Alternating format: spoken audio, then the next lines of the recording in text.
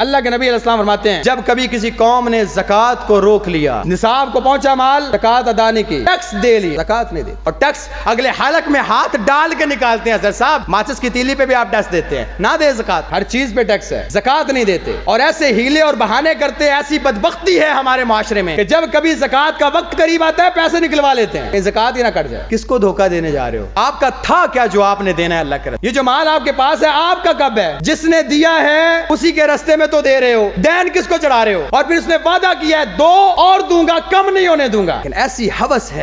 ہوس ہے کہ وہ جو شیطان نے فقر کا کیڑا بوجھ بویا نا دماغ میں، وہ نہیں پیسے کم ہو جائیں گے، وہ فقیر ہو جاؤ گے، وہ کتنے دینے ہو، اتنا پیسہ ہے، اتنا نصاب بنے گا تو لاکھوں میں آپ کی زکات بنتی ہے۔ حضرت صاحب اربوں میں پیسہ بھی تو ہے، 100 سے 2.5 روپے مانگے ہیں اور بدلے میں کہا ہے کہ اس سے کئی گنا زیادہ واپس کریں گے، لیکن نہیں یقین۔ جب کبھی زکات نہیں نہ دی جاتی، اللہ آسمان سے بارشیں روک لیتے ہیں، اور بارش کا تعلق ہر چیز کے ساتھ ہے، نہ زمین کھیتیاں اگائے گی، نہ تمہارے پاس گلے پہنچیں گے، نہ تجارتیں ہوں گی، نہ تمہیں کھانے کو ملے، مرو گے بھوکے۔ اللہ کے نبی فرماتے ہیں اللہ تعالیٰ بارش کو روکتے ہیں، اگر اللہ تعالیٰ ان جانوروں کا خیال نہ کرتے اور زمین پر صرف انسان باقی ہوتے، اللہ آسمان سے ایک بوند بارش کی نہ برساتا۔ جس طرح کہ تمہارے اعمال، یہ تو دوسرے جانور ہیں، کیڑیاں مانگنے لگ جاتی ہیں، سانپ مانگنے لگ جاتے ہیں، باقی چرند پرند اور باقی درندے وہ اللہ سے دعائیں کرتے ہیں، اللہ تعالیٰ ان کے لیے نازل کر دیتا ہے تو تمہیں بھی مل جاتا ہے۔ اعمال اس طرح کے ہو جاتے ہیں کہ اللہ بارش کی ایک بوند نہ برسائے تم